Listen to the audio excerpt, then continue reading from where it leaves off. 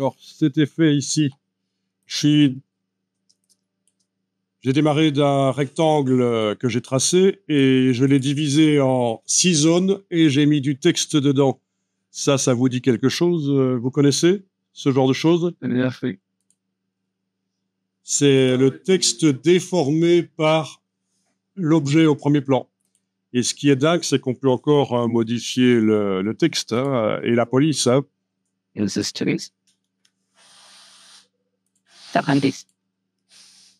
Tu parles de Granger Ringwald ou pas? C'est trop fort, je collé à la fenêtre. C'est quoi du gros robot? Vous voyez, on peut encore modifier la police et le texte.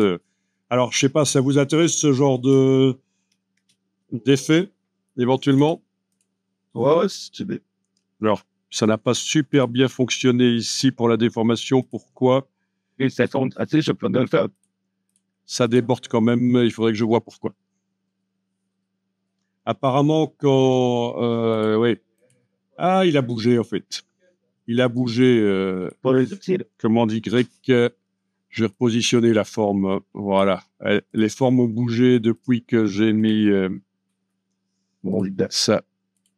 Ouais, elles ont bougé, c'est pour ça. Le texte à l'heure, c'est de petit, dans les sous. Le standard. Worse. Fits. Ok. That's your DCU.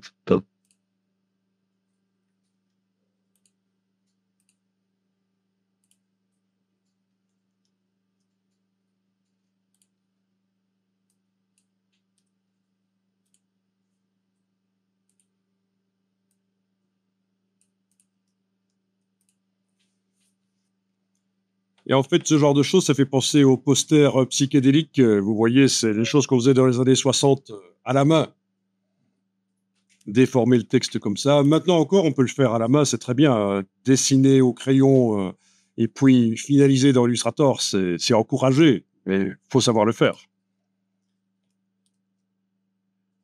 C'est pas donné à tout le monde d'arriver à dessiner comme ça.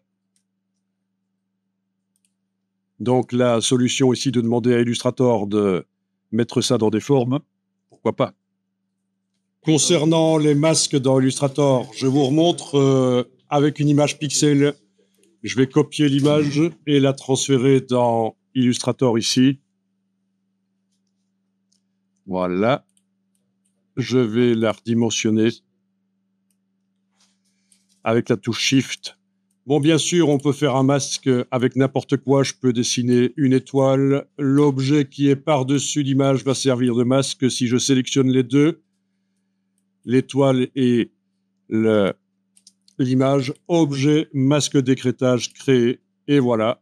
Ensuite, avec la flèche blanche plus, on peut aller repositionner la forme masquante. Avec la palette des calques, on peut ouvrir le groupe d'écrêtage, c'est une des manières de faire, et sélectionner l'image et la repositionner par rapport. Voilà. Donc tout ça est sympa. Là, je vais annuler le masquage. Je vais sélectionner le système d'écrêtage et faire objet, masque d'écrêtage. Annuler. Ok. Donc, vous aviez déjà vu ce genre de choses? Non, mais oui. Pas sur Illustrator. Ok. Je vais supprimer l'étoile, il n'y a plus que l'image. Donc maintenant, si je veux mettre l'image dans les trois formes, là, qui sont vraiment trois formes séparées, en fait, hein, parce que j'ai utilisé un système de découpe pour les séparer. Pas le Pathfinder, j'ai utilisé le système que je vais montrer la fois passée. Parce que le Pathfinder, ça marche pas toujours comme ça devrait. Bon, je vais faire apparaître l'image à travers une des formes. Je suis obligé d'envoyer l'image à l'arrière-plan. Objet, disposition, arrière-plan, parce que ce qui sert à masquer doit être en dessous. Mais ça marche pas parce qu'elle est passée à l'arrière-plan du calque. Mais en fait, le tracé que je veux utiliser comme masque est dans l'autre calque ici, en fait. Voilà. Donc je recommence, après l'avoir transféré dans le calque où il y a la forme brune qui doit servir de masque. Objet, disposition, arrière-plan, voilà. Donc l'image est bien derrière la forme qui va servir à masquer. Je sélectionne la forme qui va servir à masquer et l'image. Objet, masque d'écrêtage créé. Et voilà. Comme pour l'étoile. J'annule. Édition annulée, créer masque d'écrêtage. Parce qu'en fait, je voudrais que l'image apparaisse à travers les 3 formes. Est-ce que vous voyez comment on pourrait faire, ceux qui ont déjà touché au... C'est les trois, puis Ah, ça ne marche pas parce que c'est une forme qui peut masquer. Si je sélectionne les 3 et l'image, objet, masque d'écrêtage créé, il n'y en a qu'une des 3 qui sert à masquer. Édition annulée. Après, je sais pas si c'est une technique. Ouais, un Pathfinder pour les réunir. Ouais, ça pourrait marcher, même d'ailleurs si elle... Ouais, il faut qu'elle se colle absolument à ce moment-là. Hein. C'est vrai que si je fais objet tracé, décalage et que je fais les formes légèrement plus petites, là c'est tout de suite foutu parce que ce que je vais montrer fonctionne avec des formes qui ne sont pas collées l'une à côté de l'autre en fait. Hein.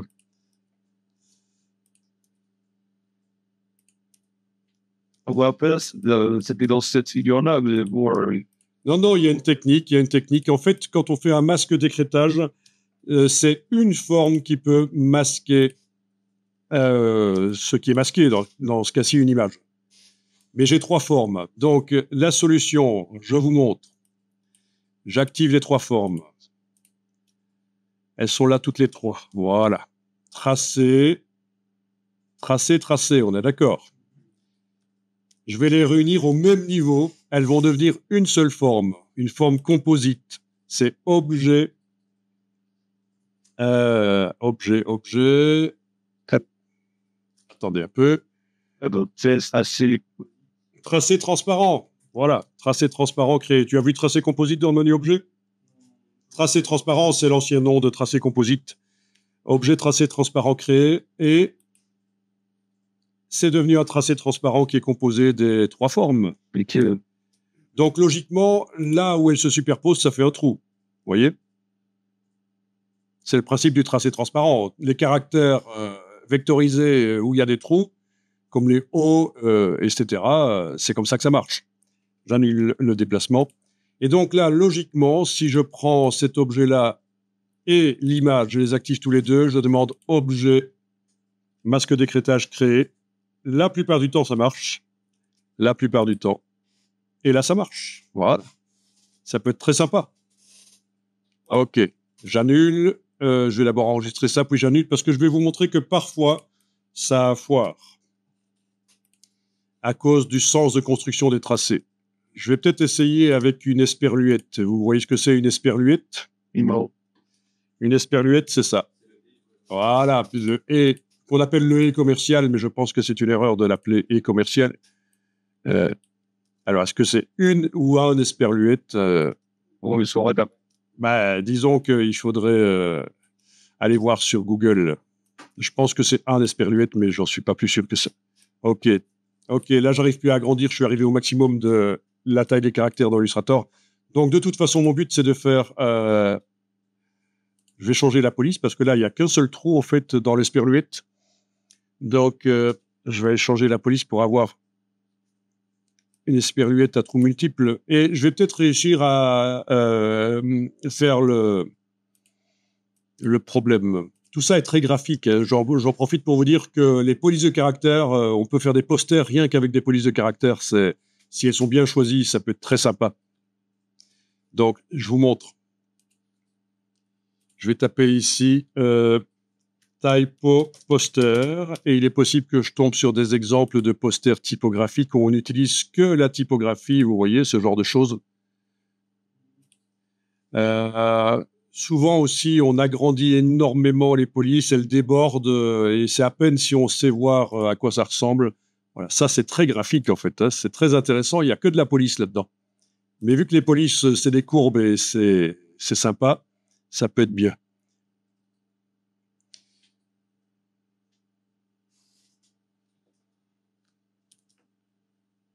Parfois, il faut taper aussi le nom de ce style, ça s'appelle la macrotypographie, c'est-à-dire l'utilisation des polices en grand. Voilà. Et je vais taper poster après. Poster, on a dit idiot. Voilà. Ok, voilà, vous voyez des polices Donc, pensez à ça. Si vous êtes à court d'idées, les polices de caractère, ça peut servir. Ça peut être vraiment la base uniquement d'un poster. Vous avez déjà vu ce genre de choses? Ouais. Bon, ça fait un peu haut de gamme. Je vais pas faire le poster de la foire au boudin comme ça, hein. C'est sûr, hein. Ok, donc voyons ça. Tiens, je vais le mettre sur le côté pour le stocker, mais je vais ici travailler sur celui-là. Texte vectorisé, voilà. Alors l'image, est-ce que je l'ai toujours en mémoire? Oui, ok. Objet disposition arrière-plan. Ah oui, elle s'est collée sur un autre calque, donc il faut que je la transfère vraiment dans le calque où se trouve mon esperluette. Objet disposition arrière-plan, voilà. Et bien voyons si ça va fonctionner. En sélectionnant les deux, objet masque d'écrêtage créé. Là, ça a fonctionné sans problème, super.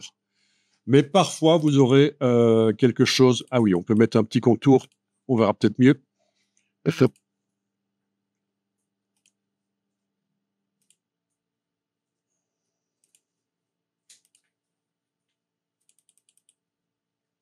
Ok. Donc parfois, ça vous arrivera d'avoir quelque chose comme ceci quand vous faites avec des formes complexes, vous faites un masque. Et je vais recréer le problème ici. Voilà, vous aurez ça. Une des formes qui ne masque pas. À ce moment-là, ce qu'il faudra faire, je vous en parle parce que forcément ça arrive, c'est prendre avec l'outil flèche blanche, activer la forme, aller dans le menu fenêtre, option d'objet. Donc la fenêtre option d'objet, elle va arriver certainement comme ça, elle vous indique la surimpression.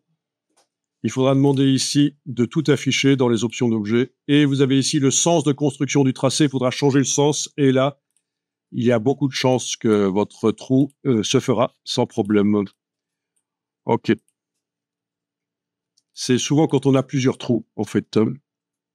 2, 3, 4 trous dans ce qui sert à masquer. Ça crée des problèmes de sens de construction des objets. Vous avez l'explication complète là. Vous voyez, ça peut être très intéressant pour faire des choses qui en jettent au niveau graphique pour viser un peu les petits bourgeois qui aiment tout ce qui est un peu graphique, un peu haut de gamme, avec des courbes comme ça et des effets comme ça. Donc, quand vous avez affaire à un design comme celui-ci où les éléments sont séparés, bah, il faut imprimer sur un autocollant transparent et donc tout se tient. Mais si vous voulez de l'espace entre les parties du design, il n'y a pas le choix. Il va falloir utiliser un papier de placement pour tenir tout en place. Donc ça, ce serait intéressant à un certain moment. On va voir ça, comment arriver à faire ce genre de design autocollant, un peu comme on a sur la porte là, hein, sauf que c'est un peu plus sérieux ce qu'il y a sur la porte. Donc des éléments vraiment séparés. On va en fait devoir faire un kiss cut pour couper la surface imprimée, mais pas le support. On va devoir écheniller, enlever donc tout ce qui est en trop, qui ne concerne pas le design, hein, mettre un papier de placement et ça permettra le placement. Ça fait partie des choses intéressantes à voir. N'hésitez pas, allez-y dans des designs complexes et délirants. Ce genre de choses, moi, si vous faites ce genre de choses délirantes, aller plus loin que des autocollants tout simples, c'est génial. Alors, comment faire cet effet ici?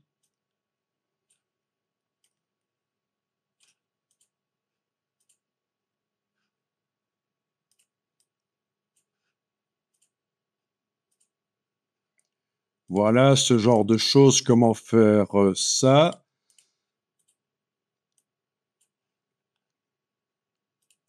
Bon, mais c'est très simple. Je vous montre la technique. Après, vous pourrez faire avec du temps et du talent. Beaucoup mieux que ça, bien sûr.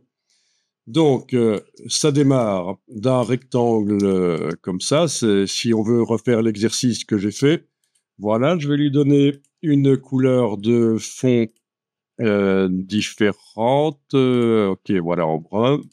Ok. Alors ensuite, j'ai pris la plume, clic. Voilà, j'ai fait des courbes. Ok, touche commande, je clique à côté, c'est le raccourci de la flèche. Ah tiens, et la plume là, au niveau de la couleur, je vais lui donner cette couleur-là, voilà, et une épaisseur tant qu'à faire pour qu'on la voit mieux. Voilà, elle est là, la plume, là, le tracé que j'ai fait, il est là.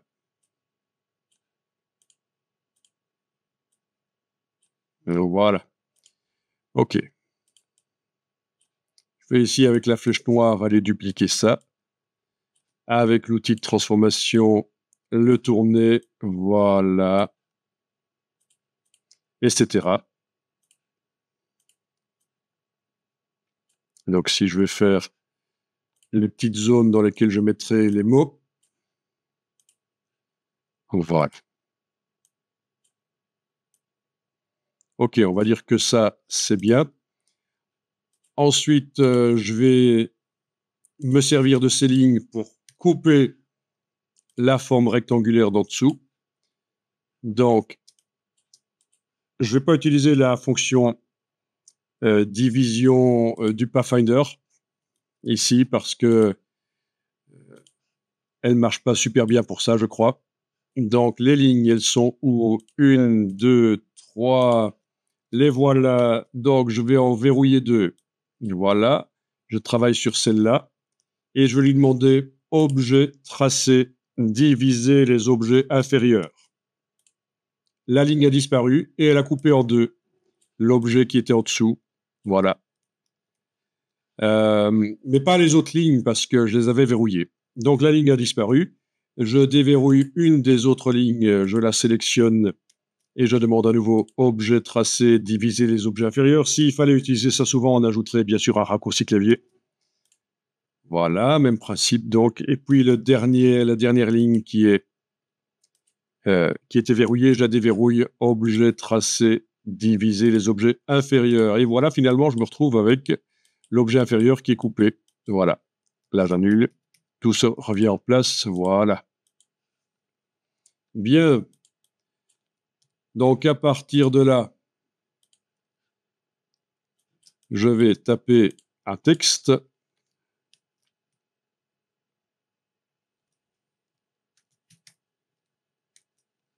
OK. Bien sûr, je vais pouvoir l'agrandir et lui donner la police de caractère que je veux, etc. Ça compte, la police de caractère. Et n'hésitez pas à aller sur Adobe Fonts sur le web ou Google Fonts.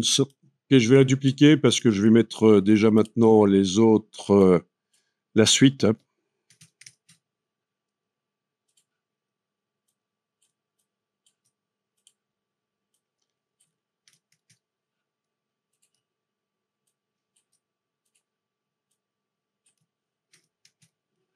OK, petit délire.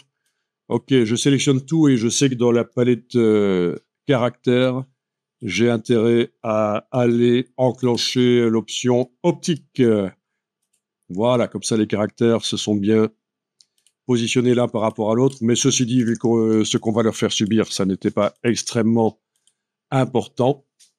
Alors, les caractères, là, par rapport aux formes brunes, ils sont où? Ah, ils sont là. Ils sont sous les formes brunes, dans l'empilement des formes. Et ça, c'est parfait, parce qu'on va demander une fonction qui s'appelle déformer d'après l'objet au premier plan. OK, donc si je déplace ça ici, on voit bien que ça passe derrière. C'est parfait. Donc ça doit pas nécessairement être derrière, hein, ça peut être comme ça à côté dans un premier temps. J'active avec la touche majuscule, j'active à la fois le texte et la forme là, et je demande objet, distorsion de l'enveloppe, créé d'après l'objet au premier plan. Et voilà. OK. Alors, est-ce qu'on a une autre forme? Je vais peut-être mettre là-dedans. Voilà, ce sera à la fois ça et ça. Ouais. Comment est-ce que je vais faire? Moi, je fasse ça. Objet, distorsion d'enveloppe. Alors, le raccourci, il existe déjà. Alt, commande C sur le Mac. Option CTRL C sur le PC. Voilà, OK, c'est bon, ça y va. OK. Évidemment, avec comme j'ai fait les choses là, et j'aurais préféré que ça se fasse différemment, je vais annuler. Je ferais peut-être que je fasse ici 3 formes, peut-être, oui, ce sera pas plus mal. OK, je vais faire au crayon un tracé. Je le sélectionne avec la forme d'en dessous. Objet, tracé, diviser les objets inférieurs. Il n'a pas voulu, pourquoi? Pourquoi est-ce qu'il veut pas? Le tracé, pourtant, est bien par-dessus la forme. Objet tracé, diviser les objets inférieurs. Ah oui, plusieurs objets sont sélectionnés. Il faut lire les messages. Hein. Donc, c'est seulement l'objet qui divise qui doit être sélectionné. OK. Objet tracé, diviser les objets inférieurs. Ouais. Il m'a pris aussi les autres. J'ai l'impression. Oui. Et ça, c'est pas bon. Il faudrait que je verrouille cela. Clic, majuscule, clic. Ben, c'est surtout celui-là, en fait. Je vais le verrouiller pour qu'il ne subisse pas l'opération. Voilà. OK. Clic, je sélectionne celui-là. Objet tracé, diviser les objets inférieurs. Et voilà, OK, j'ai ce que je voulais. Commande Y, voilà. Voilà, donc, clic, majuscule, clic. Objet, distorsion d'enveloppe, créé d'après l'objet au premier plan. Voilà. Ensuite, clic, majuscule, clic, je vais utiliser le raccourci clavier. Voilà.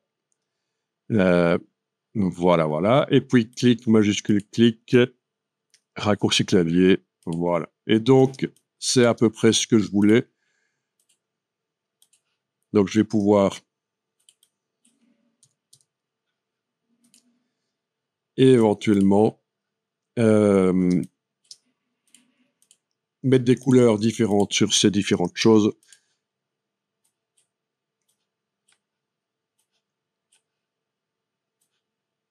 Voilà. L'intérêt d'enregistrer régulièrement sous un autre nom, c'est que je vais pouvoir aller rechercher une version d'avant. Pas celle-là, c'est la 17, mais je vais aller chercher la 18 alors. 18, c'est fichier, ouvrir les fichiers récents. Voilà, une version d'avant où j'ai certaines des formes ici qui sont, voilà, qui sont déjà coupées. Je reviens travailler dans celui-là. Édition, coller sur place. OK, faire passer ces objets que je groupe, objets associés.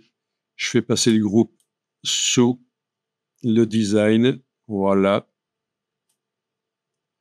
OK. Et je vais pouvoir mettre des couleurs différentes. J'ai verrouillé le calque par erreur. Ouais, OK. Des couleurs différentes encore. Voilà, voilà. Donc, enregistrer sous un nom différent, c'est vraiment utile. Voilà. OK. Ça vaut ce que ça vaut, c'est une démonstration technique.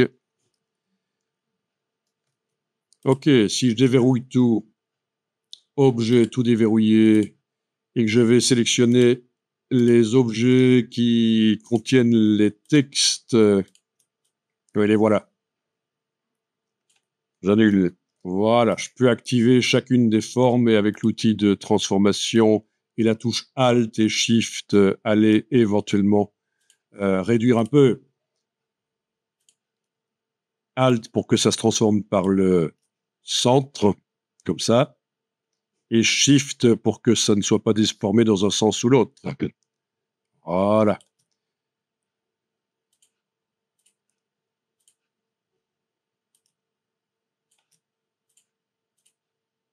Bon, ça fait un peu penser aux bouquins des couvertures telles qu'on les faisait dans les années 60. Mais oui, ça fait années 60, ça fait psychédélique. Hein, ça fait penser vraiment aux posters psychédéliques dessinés à la main. Et encore une fois, si vous pouvez dessiner ça d'abord à la main sur papier, au lieu d'essayer d'utiliser la fonction de déformation d'après l'objet au premier plan, c'est pas plus mal.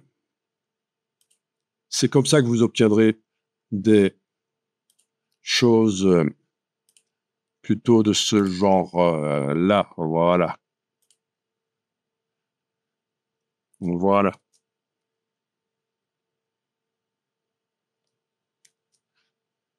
Bon, ça revient régulièrement dans le graphisme, ces effets, dans les clips vidéo, dans les couvertures. C'est un genre.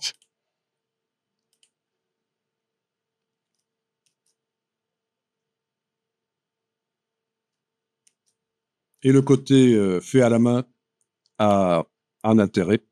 Et ça, pour l'obtenir dans Illustrator, il faudra transférer ça dans Photoshop pour appliquer des effets, pour que ce soit plus vintage, que ça semble plus être fait à la main. Oui, le grain, notamment dans Photoshop, tout ça peut être géré, les textures, c'est le secret, en fait, aussi, pour des choses qui ont l'air naturelles, des choses qui sont faites dans Illustrator, c'est le secret, c'est de faire passer par Photoshop. Après, quand c'est fini dans Illustrator, on finalise dans Photoshop. Quasiment toutes les images que Adobe vous montre ont été finalisées dans Photoshop. Au niveau des textures, du grain, les défauts qu'on peut amener aux images.